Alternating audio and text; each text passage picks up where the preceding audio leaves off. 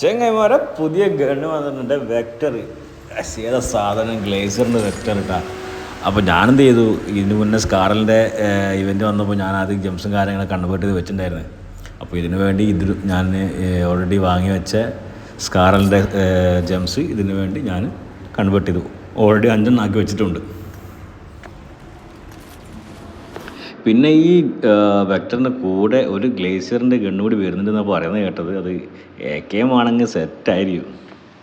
AKയും ഗ്ലേസിയറും പിന്നെ വെക്ടർ ഗ്ലേസിയറും വന്നു കഴിഞ്ഞാൽ ആ ഒരു കോമ്പിനേഷൻ പൊള്ളിയായിരിക്കും.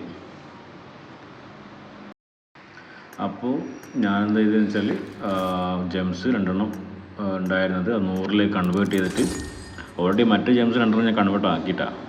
അതിന് ശേഷം ഈ ചെറിയ ജെംസ് ഉണ്ടല്ലോ, 100 ജെംസ് അത് കൺവേർട്ട് ആക്കി.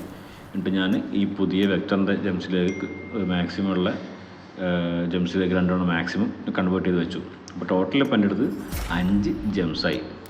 ഓക്കെ, വെക്ടർ ഗ്ലേസറിലേക്കുള്ള 5 ജെംസ് ഓൾറെഡി ക്ലിയറായി. ഇനി നമുക്ക് വേണ്ടത് പ്രീ ഓർഡറാണ്.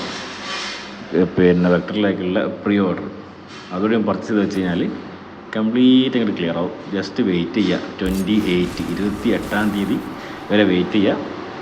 അപ്പോൾ പിന്നെ വെക്ടറിൻ്റെ ഗ്ലേസർ അവിടെ വരുന്നതായിരിക്കണം.